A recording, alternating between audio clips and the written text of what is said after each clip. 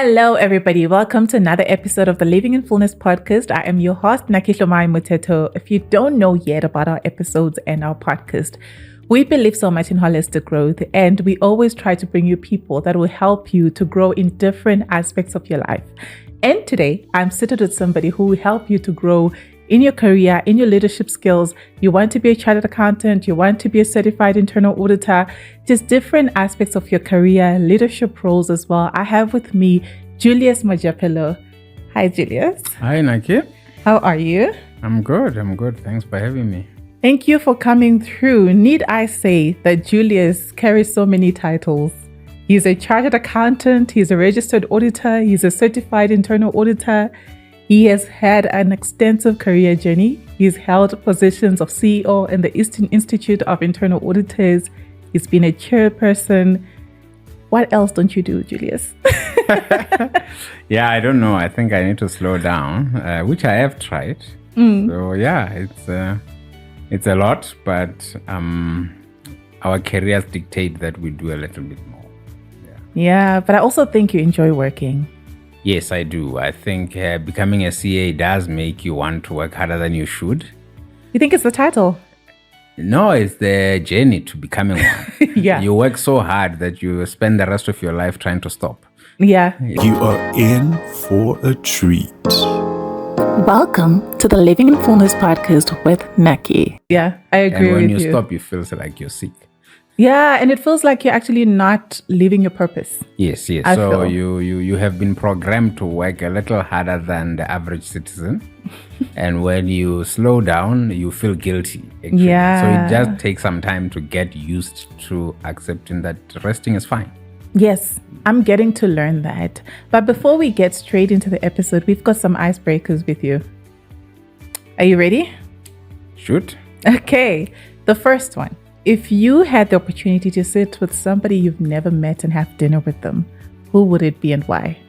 Sure, that's a hectic one. I think Elon Musk probably. Why? Because I just feel like he thinks differently. And it does help to want to sit with somebody that would not even think half the way I do or anything. Like their thinking is so different. Yeah. They would give you a glimpse into another reality. Yeah. Because we can meet people that are like us every day. Mm-hmm. So if I had to, I would want to understand where all these big things that he's doing come from and what makes him think about them, why, how does he justify them to himself as well and give himself permission to do them?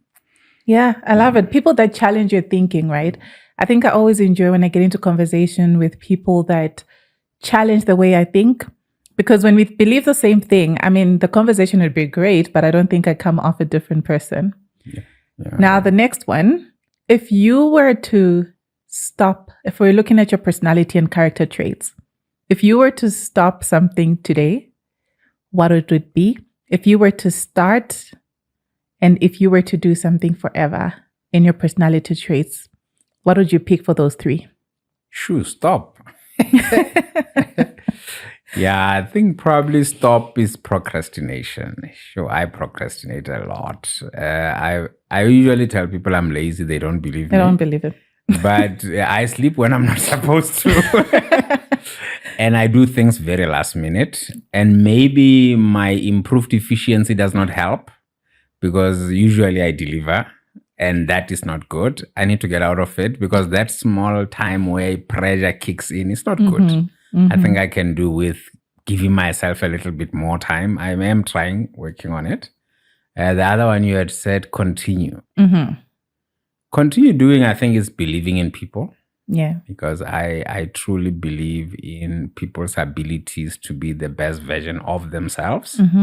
Not some template that people have created, but how do we make sure everyone shows up as that best version of themselves? And we can work with them to get there. So I think that I hope I don't lose the belief. People can disappoint you to the extent where you can start losing faith in people. Yeah. So I hope I can continue doing that. Something to start doing. Meditation. Okay. I've What does that look like postponed for this you? long. I've never really done meditation Really? as a practice. Okay. I think I use other ways to deal with mental stress and stuff like that, but I've just never nailed down meditation. And people, they look so good doing it on YouTube and that. And I'm thinking, why can't I just sit down and do that? I mean, there are people that meditate for a day. Yeah, a day. I even hear, people go for camps.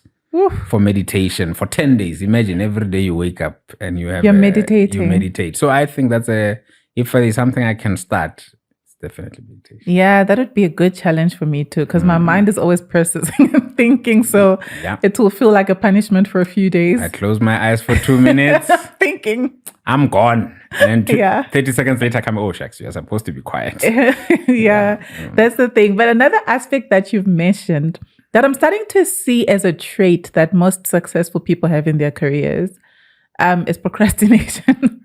Mine is bad. I don't know what that is. And I'm also last minute. For me, it was since school, like uni. Last minute studying exams, last minute everything. And somehow the results still come through. I think it's because now I know I've got a short space of time and I have to bring out the best in that short space of time. I think sometimes it works to your advantage. Yeah, I've managed to work with it. I wouldn't say work to my advantage. That would be taking it too far. But I've gone as far as winning the award for the laziest classmate when I was at university. Yeah. I had a friend who had to pick me up in class just to make sure I get to class. That's Yours how bad different. I was. I was just lazy and never wanted to do, because I would procrastinate and end up studying the whole night. Then I can't wake up. Yeah. Then they have to come and knock on my door, even call security if I can't wake up. Because they don't know what's going on. But yeah, that's how bad my procrastination Who has have known? been. But I'm hoping I'm improving now. Yeah, no, sure you are. Sure you are. We wouldn't know because you're still doing well. So, the last one, what has been the worst and best advice that you've received in your career journey? Sure. Worst advice. Yeah, I think I haven't thought of many. I haven't had many people give me bad advice. Yeah. Because I believe everyone shares with you their view of life, and it's up to you. Yes, what you do with it. You don't take advice. People share their insights. And, even when I speak to people, I always say, I am not giving you something to do. I'm giving you information to add to your thinking process so you can decide what you want to do. Yeah. So and hence maybe I've never thought enough about advice because I never took anyone's input into my life as direction. So I've taken it, I mixed it up with other people's things, and then what came out, I own. Yeah. So it's difficult to actually do that. And yeah, I think the best advice has been mainly from quotes, because I read a lot of quotations from people that have said very powerful things. Yeah. And I think the best one has been in leadership, where I read a book, and I keep getting angry at myself because I can't find which book in that library has that quote. Yeah. But it was about, when you are a leader, you do not achieve results through people, but you achieve people through results. That changed everything for me.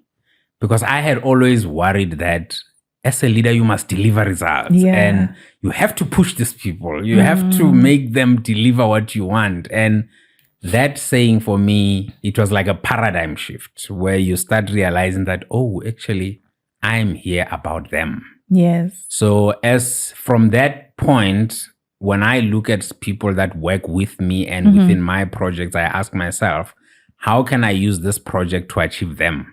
Not the other way around. But weirdly, I found that when I take that approach, they do more. Yeah. When I'm not expecting them to achieve the results, I'm trying to achieve them. Yeah. Because when you're trying to achieve somebody, you will give them more work. But when you're just trying them to help you, you'll give them the little you need them to do too, Yeah. So if we call it advice, that has been probably one of the most life-changing quotes I've ever read. Yeah. Okay. But your response to the worst advice, I like it. I like it a lot because generally as people, we want to find somebody to blame and say, this is the advice somebody gave me and it was so bad. Yes. That's why my career ended. Yeah, You had a choice. You had a choice to take the advice. You had a choice to take everybody else's advice. That's why for me, even with motivational speakers, I don't take what people say as the gospel truth. I always try to evaluate it because there's personality, there's your career path, there's background, there's a lot of things that shape you as a person. So I like that response. Now, getting into the episode, before we get in, for people that don't know who Julius Mojapelo is, who are you? I've evolved. I think the first part of my journey has been becoming a chartered accountant. There was literally nothing that consumed my life other than becoming a CA. Yeah. So up until then, from the day I found out there's a CA to the day I became a CA, that's all I was, And then after that, I transitioned into a trainer. I started having more interest in training, and then I became a senior manager in training auditors and that's when I left to join SAICA. So I joined the Institute of Chartered Accountants in South Africa, and that's where I started moving into thought leadership. So in advocacy, I wanted to fight people's battles now. So I had members. You have to talk for members, write comment letters for members. Just become more of a thought leader and an advocate, for the good of the profession. And after doing that for about 5 years, that's when I transitioned into business leadership by taking on the position at the IIA as the CEO. And that now meant you need to lead people. Yes. You have to engage stakeholders, really think about the bigger picture. And I think the biggest thing in business leadership has been the buck stops with you. And that is one thing most people really should not go through in life. I don't wish it on anyone. Yeah. So I've transitioned into that. And then now I hope this is the last transition into business ownership. So I'm now the director at Brandmore Advisory, where I'm responsible for internal audit, risk management, and governance and training. And also, I'm a director at DCB Consulting, where we're just working with small businesses and also public schools, helping them clean up their finances. Yeah. So your career is, like you're saying, it's a lot of transitioning, a lot of changes. And when I was thinking of this episode, so let me tell you, I knew that I want to bring Julius, right? But I was like, which aspects? Because it's a lot of them, a lot of incredible things that you're doing. And I couldn't place a finger on one. So I was looking at it and I said, okay, fine, definitely internal audit. But I was wondering, as a chartered accountant, what made you want to have the CIA designation to your title? Because as a chartered accountant, I think we had that discussion at the time. I feel I can do internal audit. Yes. I feel I'm great at it. That's my opinion. I don't think I need that title. What made you get it? Yeah, and it's again the reason I would have met Elon Musk. For you to be able to see somebody else's perspective, you need to be them. It's very difficult to think what another person is and what they think. And for me, becoming a chartered accountant was definitely a highlight. Yeah. It's still right at the top of my career list, no question about it. But chartered accountant is not a job. It's a title, and as you start working with this title of qualification of being a chartered accountant, you start playing in spaces. And internal audit is also one of those spaces that has its own certifications and qualifications. And when I joined the IIA, I think it was very important for me to see the profession from the members' perspective so that I can service them better, and within, I think, 6 months or 12 months of my term at IIA, I qualified both as a CIA and CRMA because I wanted to truly understand the people I'm serving. When they are talking about the standards, what are they talking about? There are standards for internal auditors that chartered accountants, some of them don't even know exist. Yeah. So how would you be proficient in something that you have not seen? And it's only easier to comment on something that you've passed. It's very difficult to comment on something you haven't. So I've taken that and I continue to do that. I'm continuing to learn a bit more about other things. I love academia now because I have to write. So I'm enrolled for a master's at UNISA. Ooh. Because I want to appreciate how academics work, how they think, what are they working through. And you gain a lot of respect for people by doing what they do. I agree. That's when you really, and now when I have to read all these journal articles and do synthesize articles and cite and reference, I'm like, these guys have to do all this. All this. You get now an appreciation. I have a completely different appreciation of academia. And now it's helping me connect the dots. But do you think some of these things, because I'm looking at the world that we're living in now, right? And we're all trying to get all these titles. But wait, at the back of my head, I'm thinking about it. Do you want to do a PhD? Yeah, I haven't thought that far. With what the master's is doing to me now, I'm not sure I'm going to have the faith. If my supervisor watches this, is going to think, you've got time to talk about it, but you can't submit. Yeah. So I've really found it very challenging. Yeah. And I've found it to a certain extent very academic. And I'm not academic, I'm practical. Yeah. So I always find it difficult to put myself in an academic mindset and academically interrogate information. I interrogate it with practicality in mind. And that does affect you because academics require that you follow a certain set process to arrive at a conclusion. I'm like, I saw it last week. Why should I think this? So I think that's where it is. But I think we have to keep learning so that we have context that is broad enough to be able to come back and still make one decision. Yes. And I think also we have to keep learning and we have to keep getting those degrees because we have to remain relevant. We have to. I really think we have to remain relevant. And I think it's one of those aspects that I'm seeing. I mean, I believe so much in the CA profession, but I don't think it's enough on its own. In the world that we're living in, there's a lot of things that are evolving and you have to constantly develop yourself to stand out in the market. So now that you've done both internal audit and external audit, what would you say is the difference? Because one thing I've realized, a lot of people that don't understand both is people think because they've got external auditors, then they don't need an internal auditor, and it's fine as a company, right? So what do you think is the difference, and why should an organization have both?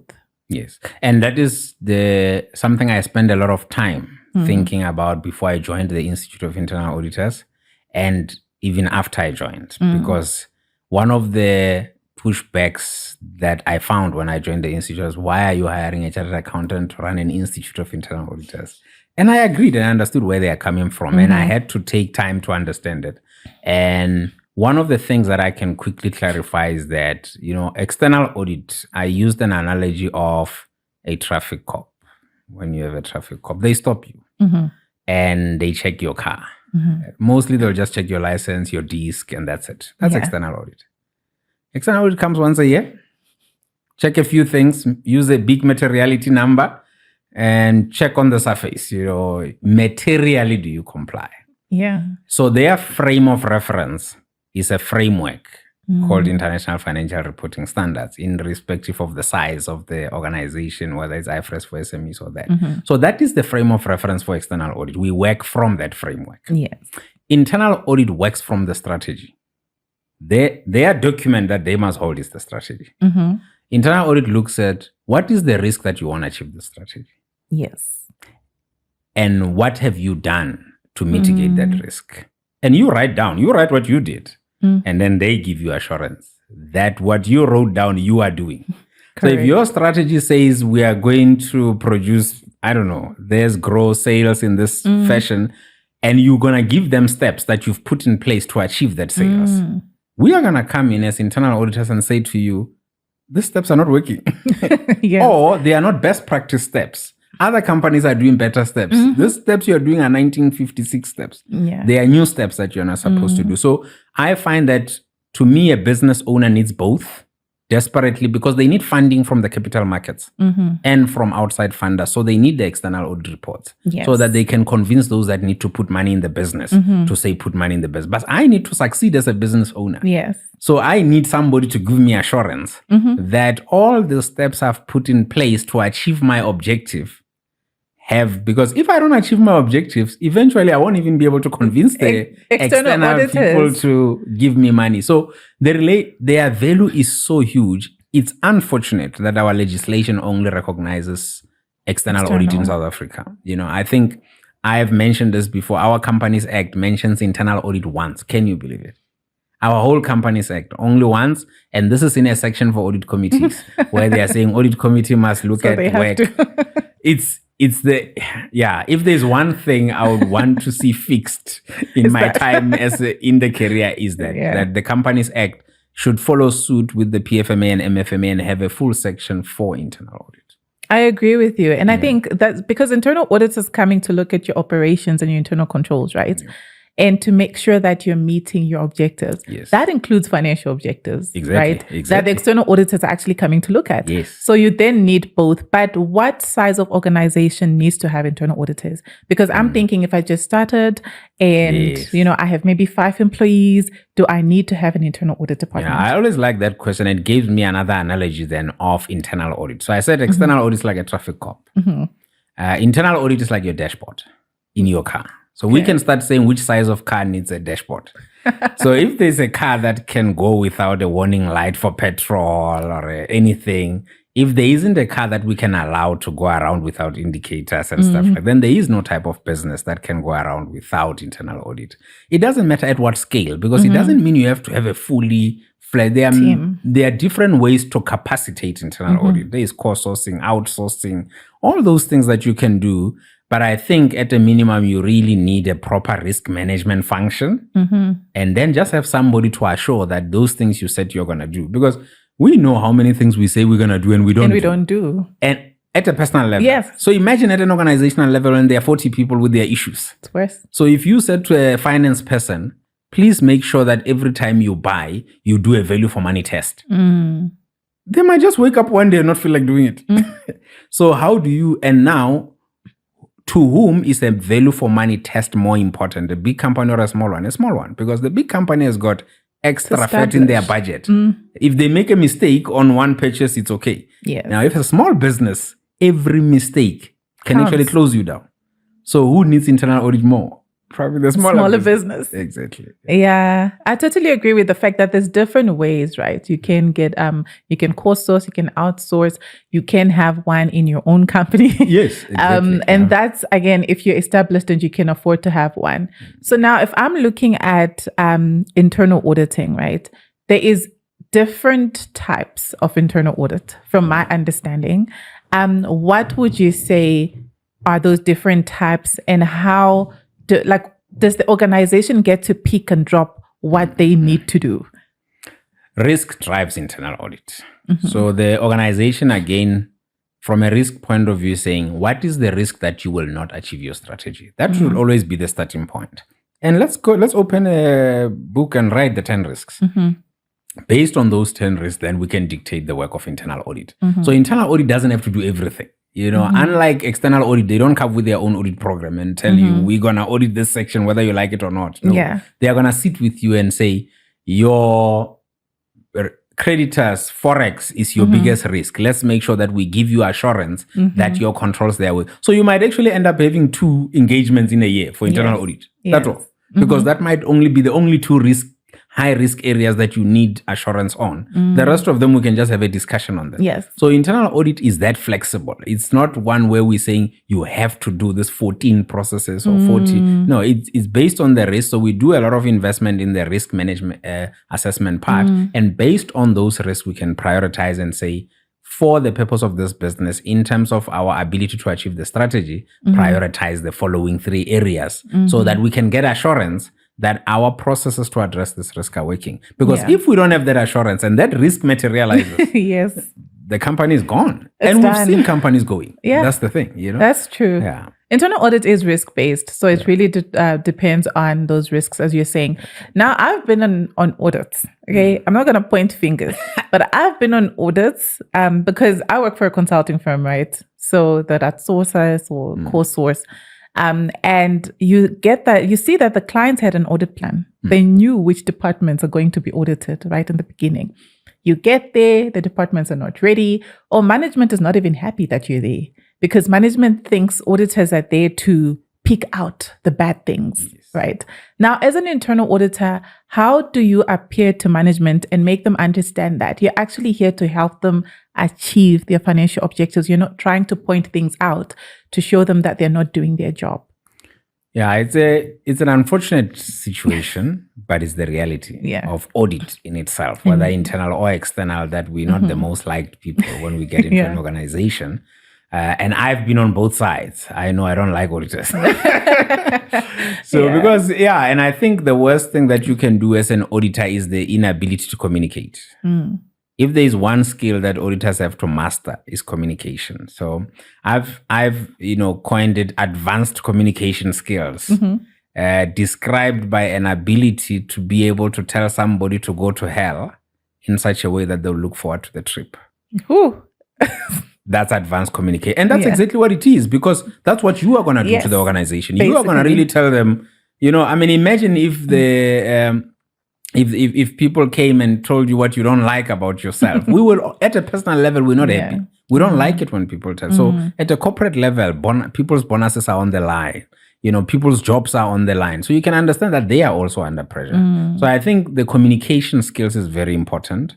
And also just having pure intentions. Yeah. I think a lot of internal auditors by their nature are taught to find findings, and some even shake when they find it. That's how excited they get. I found, and if there's no finding, they're so sad. You feel like you're doing audit well. I get it. So I think we need to change that mindset to say, as auditors, we are to a therapist level communicators, that we need to be able to take the client through the journey and say to them, yes, we are here. Yes, we might find things, but yes, this is the reasons what we're doing them. And how we communicate, I found that a lot of times dictates the response of the client. If we miscommunicate, it can really go bad. But when we truly, unless somebody has really malicious intents, if you communicate very well, they find a way to also. And also, I think the other one is being able to identify good and bad. Yeah. Usually our findings are written on a bad note to say this person didn't do 1, 2, 3, 4. So I think one of the things that needs to be introduced in internal audit specifically as a mandatory thing is a maturity assessment for every section, so that you are able to say to them, you are at a maturity level. There's recognizing that there are things they are doing, not just saying you didn't do this. Because to other people that don't know the work you're doing, they think that's all that exists. They don't realize that there's actually there are good things they did, but that's what's not your focus. So I think it might help to do a maturity level and identify both the good and the bad. And we need to embed that in our standards. Yes. So that the standards force us as auditors to write both good and bad. Yes. So that management and those that use our report don't get the wrong picture. Yes. I love that idea, because I think for me it ties to risk culture assessments as well. I've noticed that when you do a risk culture assessment, you get to understand how management thinks, how the rest of the team thinks as well. And even when you display to them, because it's a survey that the entire team took, they can't dispute it, because this is how the team feels, right? And then you go with the risk assessment, maturity assessment as well, where you're saying, okay, from a scale of 1 to 5, this is where you think you're at, right? And we also understand why you're here. Maybe it's a new department. Maybe you don't have enough capacity. So all those things, I think, for me, give context, because the reason why most management do not like audit reports is because they lack context, right? Yes. Because you're just drafting all these findings, everything they did wrong, and there's not sufficient background to say, yes, they did this wrong, or there is this finding, but there is context, there's background to it. So I remember when I actually went on an audit, it was a gap analysis that I did. Initially, we went there to do just an internal audit. And because that department is pretty new and there's a lot of new things and stuff that they're coming up with, I then suggested that maybe the best thing to actually do is a gap analysis. So, and they loved it, because gap analysis doesn't produce an audit report. So it basically tells you that this is the gap and you're comparing to best practice, you're comparing to what the standard says. And also, I think that just gave them a lot of comfort. And we say, this is the gap analysis, we're coming back to do an internal audit, you know? So that, I think it's like you're saying, it's basically becoming a therapist to management. You have to be the best communicator. Yeah. Because as an auditor, you are the cheerleader as well.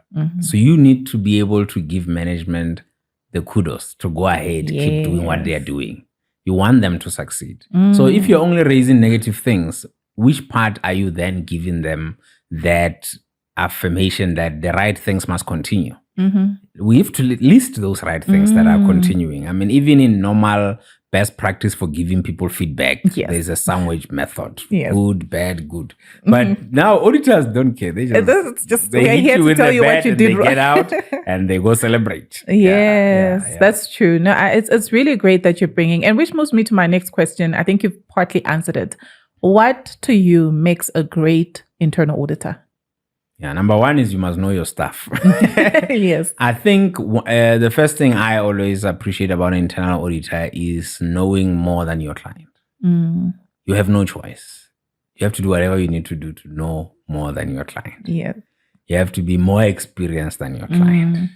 So if we can push that, if the client is working in a mining industry, you need to go learn things in mining that the client hasn't even heard of. If they are based in South Africa, you need to go learn about that context in Ghana, in Senegal, and make sure that you can give them something they've not heard of. And I think that's the one that people underestimate the most. I agree. The fact that they can pitch to the client with knowledge of the standards, and the client doesn't give a damn about your standard. Or it doesn't even apply. I don't care about your standard. To their market. Yeah. So please tell me something for me. Yes. The client is for themselves. So I think the first one is that, to say, make sure that you know your client very well.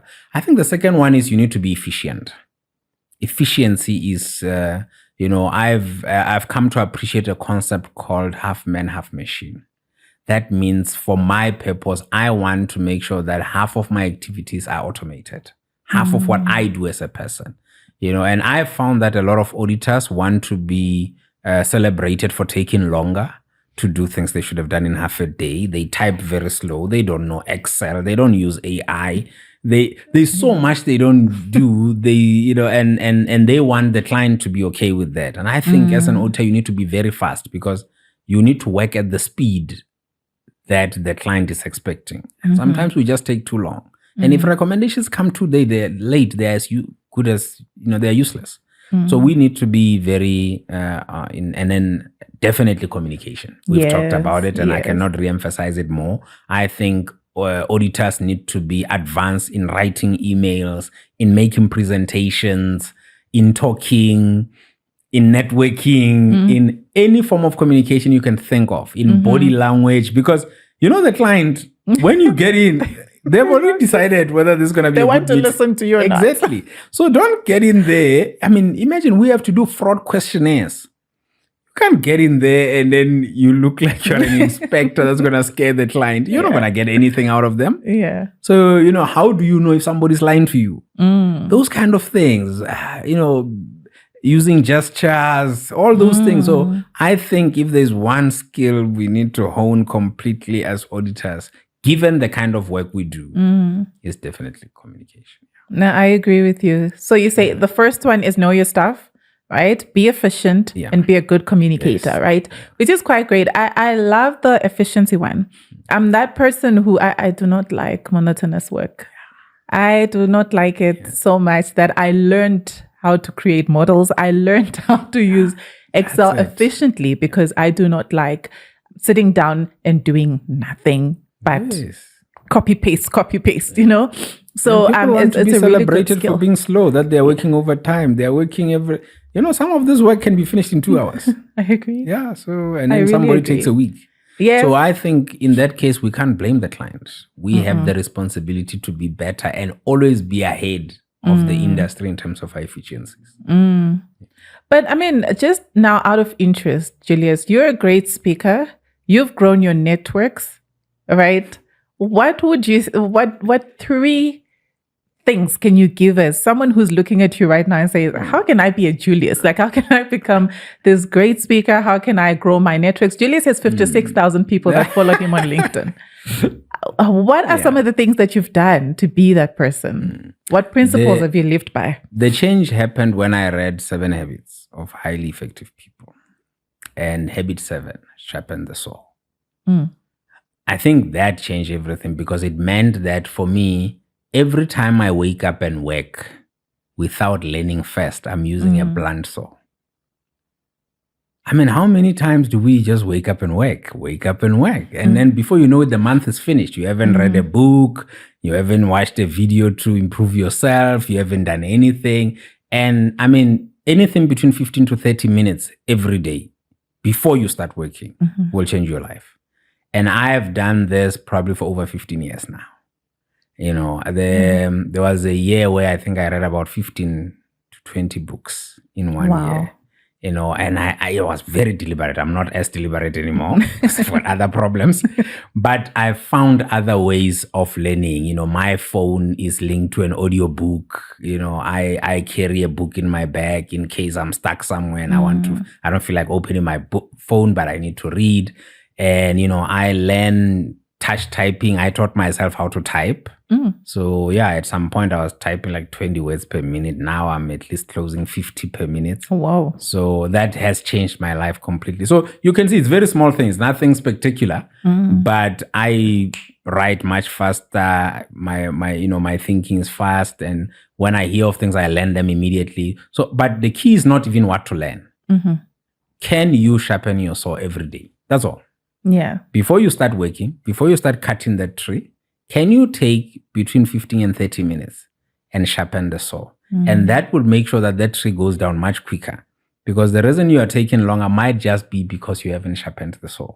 Whether it's through exercising or mental clarity, getting mental clarity, reading a standard. You might find a paragraph in that standard that you didn't even know exist. Yes. And it might solve all your problems for the day. You can call the partner and say, we actually don't have to do this engagement. And then you move on and you go to have a picnic. Yeah. Would you ever consider writing a book? I have been entertaining the idea for a while, but I haven't really found time to think harder about it. And I think it's because maybe I still find myself really at the bottom of learning. Yeah, and I feel like there's still a lot to do.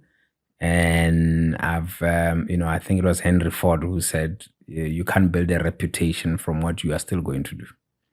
You have to do it. So yeah, I've been really focused on doing, and I haven't really had time to reserve time for writing. And yeah, I think definitely it's something that I would have to entertain at some point. Yeah, I agree. But I think you're ready to write a book. I think you're ready to at least start writing it, because there's a lot of chapters in your life that I feel are already books on their own, you know? So we will be looking forward to seeing that book that you write for us. Yeah, I'll think about it. Yeah. So now, I mean, I want to drift a little bit, because you did say that you work with public schools, right? Yes. What do you think are some of the challenges that the South African public schools sector is struggling with in terms of growing people's professions and people actually becoming that person that they want to be? Yeah, I think the biggest part is just having a very divided public school system where you've got a very small minority, very few people getting high quality education in South Africa through independent schools and private schools and that. And then you've got the majority of this population getting very poor education through a lot of the public schools. And I mean, a lot of people might dispute what I'm saying and say, oh no, we've got good private school, public schools, but count them, we don't build a great nation with pockets of excellence. We need pervasive excellence. So I do not dispute that there are public schools that are doing great with what they don't have. But the majority of the public schools that we are experiencing in South Africa are those that are delivering poor education. The worst part is that the candidates that get this quality education end up working for those that went to the public school, because those that went to the public school become politicians, or they become politically connected business owners. So they are the ones getting the tenders, and they are the ones that can only afford to hire very highly intelligent people to do work for them. And then you are creating a society that is really not healthy. So I think that's definitely now the biggest challenge that we have. The second challenge we're facing in our public school system, or in our school system, is entrenching active citizenry. Being able to teach people at a very young age to solve problems for themselves and not wait for government or wait for somebody else or so we have a lot of this dependency and entitlement mentality where somebody's telling me there's no soccer in our township, But what are you doing? You are unemployed. Yes. You could bring a few people together and do it. Yeah. Yeah, our school doesn't have this and this and that. But as parents, why can't you come together and start doing it and find a way to contribute to sponsor that thing? So I feel like there isn't a lot of empowerment from a knowledge point of view to say you can actually run your own country and handle, and you don't have to wait for politicians to come. And that's why everyone is trying to make a career out of politics, because everyone is waiting. Yes. Say, come save us. So I think that's where our education system is. And then the one that affects industry the most is the fact that our public schools, our education system does not prepare people for the real world. I mean, I think they go from school, they go to university, and you get to the workplace and it's a shock. Yeah. What is happening? And it's because there is no handover. So there is no handover between high school and university. Yes. And there is no handover between university and industry. And it's a huge gap. Yeah. So as a result, you've got schools preparing learners that are not ready for university. And then you've got universities preparing people that are not ready for the workplace. And the workplace just gets angry. Yeah. Because then in the first 2 years of hiring a graduate, you start from scratch. You must get them to unlearn first what they learned. Just tell them, forget everything that you know. Let's start from scratch. And that is not sustainable. It's not sustainable because a lot of these business owners are SMMEs. They don't have the budgets to train a new candidate. They are looking for somebody that can get in, at least have some level of understanding of how to contribute to the organization. And I think there's a lot of work that can be done between schools and higher education institutions, but also between higher education institutions and industry, especially professional bodies, so that handover is a little better and the guys are much better prepared. I mean, how do you have a chartered accountant that has never submitted a tax return? Never. If a chartered accountant qualifies, unless they were in the tax department and say, do my taxes, they don't know how.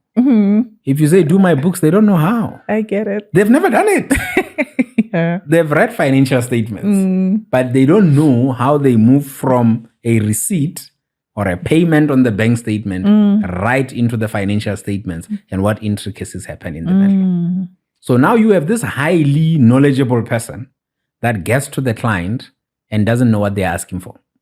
Because the procedure says get a GL. They've never seen a GL. They don't know what it looks like. I don't know that they could have given them some other document. So I think that gap needs to be closed so that when we leave higher education institutions, we're a little bit ready to contribute. Yes. We don't have to be perfect, but at least let's contribute. No, I totally agree with you. And I like the statement you brought in terms of entitlement, right? I think as human beings, being entitled stops us from growing, right? You close your mind. You don't allow yourself to think of a solution. You're not solution driven. And I think for me, that's already a gap, right? That poses between being in primary school and you being a professional. Because when you become a professional, you're now supposed to be solution driven.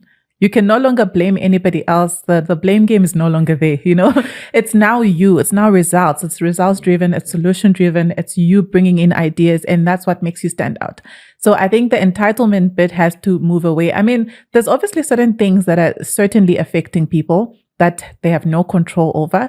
But there are also certain things that people certainly do have control over. And they can bring solutions in whatever you're going through in your community. Yeah. But then what do you think? So one thing that surprised me when we were having the discussion after the roundtable was the fact that in South Africa, what's the pass mark again? I think 33%. 33%? Yeah, you're done with matric. You must get a nice combination of 40s and 33s and then you're through. You're good. Yeah. That shocked me. Yeah. That shocked me because after that, you're going to university where they're now saying 50%. Yeah, no, they never make it to university. So they don't. They stay at home and be unemployed. Because the universities have got their own criteria as well. Before you get in. So you're going to pass matric. So there's a bridge then. But you're not going to make it.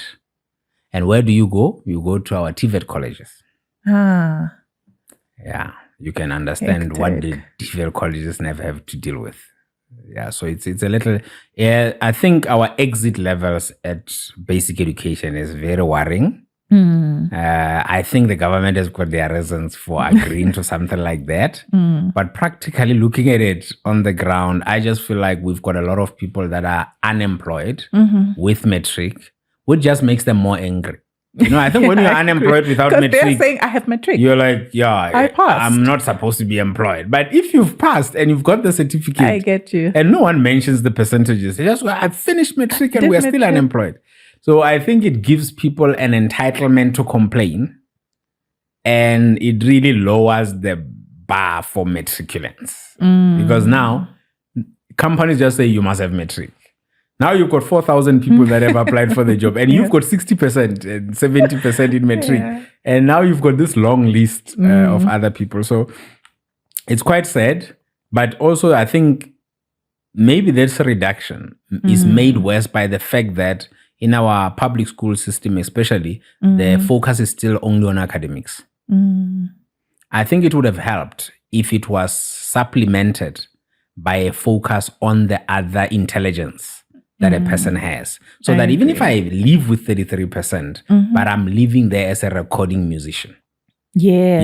If I'm living there and I'm living there as a professional soccer player, if I'm living there with 33%, but I'm I'm a professional actor. Yes. It's a very different thing, because it might just mean maybe cognitively class was not my thing. It's not for you. Yes. So the 33% is fine, but it can't be fine when it's alone. It's only fine if I've already can be a mechanic. I can fix a car. I can do basic things. So if the schools had those complementary development programs, I don't think we would have a bigger problem. But now you are solely dependent on this academic achievement. Yes. And if it doesn't work out, your life could literally be over. And the truth of the matter is, it's not for everyone. I think, like you're rightfully saying, to be honest, academics are not for everybody.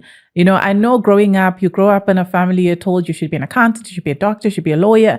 But there is more to people than that. I think that, yes, there should be education for literacy purposes. You need to know how to write, how to read and stuff like that. But I think people have to also tap into what people are good at, right? What can I do with my hands, right? What skills can I develop? And if schools have those type of developmental programs, like you're saying, then we don't have a lot of people sitting upset that I did matric and now I'm sitting, I don't have a job, Exactly, because they don't understand why they had to get a certificate and still not get a job. Yeah, I ask myself, why would I spend 12 years at school and I leave and I can't do anything? So I think definitely we need to start looking at how do we make sure that maybe in the last 3 or 4 years of basic education, you specialize enough so that you leave with something that's more concrete than just a matric certificate. So that in case you are not going further with your studies, you still have some form of contributing to society. Then, because I love entertainment. I mean, I look at those guys and I realize how intelligent entertainers are. Even people that just write comedy lines. Yes. If they put me there, people would leave. But that person knows how to do it. They've got the courage. There's a system that must be built around entertainment. So I don't think it's a lesser profession. No. So why are we not then putting it at the same level, at school level? We are watching soccer every day. People are earning way more money than people that are professionals in those things. Why are we not already developing them at school level? So I think it's a bigger discussion to have. It is. So that there isn't such an over-dependence on this 33%. Yes. That unfortunately doesn't look like we're going to win, because it's already there. That I'm not going to lie, that shocked me. I think especially because my primary school was in Zim, and with Zim, it's very competitive. Like there's nothing like that, 50% or nothing, So for me, it just really shocked me. And I really hope people do get to understand that there's more to people than just academics. Now, Julius, just in closing, you have held a lot of leadership positions, right? And you're obviously thriving at them. You're doing really great. Julius doesn't believe he's doing well. Nope. I'm just doing. I've noticed that you don't. I mean, you're doing great. There's a reason why you've got 56,000 people that believe in what you're doing. Because I love them. I want to help them. So I'm also looking for them. So we are looking for each other. So I see them as connecting with me than the other way around. Yeah. Have you had mentors in your life? Like, what do you have people that mentor you, whether directly or just by, I know you said you read books and stuff, but do you have like direct mentors? Have you seen that to help? I've really spent a lot of time with senior people in industry and I have observed a lot of what they do. So I would call them mentors, definitely, because they take their time to talk to me. In every job I've had, there's always somebody senior that took interest in me, took me to places I wouldn't have gone. I mean, when I was at SAICA, I spent a lot of time traveling Africa with the PAFA project, the Pan-African Federation for Accountants in Africa. And that was because somebody believed in me and said, no, I think you can be able to do this thing, So I think that has always helped, having somebody. When I became the CEO, there were always members of the board that would take interest, much senior in the profession than me, that would tell you the truth. Maybe, you should do it that way. And whether we believe in you here and all those. So I feel like a lot of people have played a very important role, each step of the way. And I think that you always need them. We wouldn't succeed if it wasn't those people. Yeah. Lovely. What would you say are 3 leadership skills that every leader should possess? Yeah, skills. I think one is adaptability. You have to be willing to adapt. And you have to know that things can change overnight. And you need to be comfortable with being uncomfortable. That is the one thing that you need to. So if you can have that skill, because if you want certainty, leadership is not for you. Because every day you wake up, something else is bending. Different. That yesterday you were given a report that thing is perfect. And then you wake up today and they say, but that place is burning. So I think one of the things is really being able to take a lot of pressure and just being adaptable. And second one is definitely being able to learn and learn fast. Because you are busy. If you don't have a way of learning, if you don't learn how to learn, because I think sometimes we talk about learning, but how do you learn? How do you learn to learn? Yes. I forgot the name of that book. I must actually keep reading my books and keep the names. But there's an entire book about how to learn. And I think we need, as a leader, you need to learn how to learn, because there's so much being thrown at you at a very high pace. If you don't have the ability to keep learning and keep learning and keep learning, you are going to start believing in yourself too much. And that's where the downfall begins. When you start believing in yourself too much, you are no longer listening to people. Because learning is a willingness to listen to other people. Because you can only learn through other people. So if you are keen on learning, it means you are always keen on listening to other people, reading their books. You're not saying, I know leadership, so I don't read the leadership books. I know the standards. I don't read other. I know anything about this. I don't know. So that's very, very, very important. And I think one is really being able to self-preserve, being able to take care of yourself. You need to learn it. Because, leadership can pull you in many, many different directions and you can be consumed into it.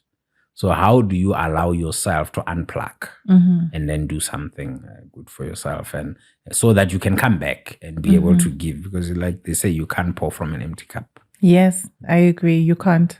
So there is you edifying yourself, which is you reading books, like you're saying, and staying connected to learning, right? Then just lastly, where do people get to reach to you? And just tell us a bit more about maybe your company, if they want to work for your company. LinkedIn is my primary platform. I think that's where they can find me. All the details are there. My contact details are available. You can even email me. The contact details are there. So everyone who can connect with me on LinkedIn. And then we start sharing some insights. I'm able to share insights with them and learn from them as well. Because I think that's what I like about LinkedIn. It's not just one way. You connect with somebody, you also follow them. You start seeing what they're posting. I've come to learn about other people after we connect that, they're actually doing great things as well. So I think, it has really helped. So LinkedIn's primary platform, just Matabata Julius Mojapelo on LinkedIn. And then we can connect from there. Awesome. Thank you so much, Julius. Thank you for making time. I had a lot of questions to ask you, but There's a lot that you gave us as well. So thank you very much for making time. I know you're very busy, but you still made time to come here. It was great. And I'm very sure that our viewers have a lot to learn from you today. And we'll definitely have this on our website. It will be on snippets on LinkedIn and Instagram, and we will have it on YouTube. So thank you everybody for listening.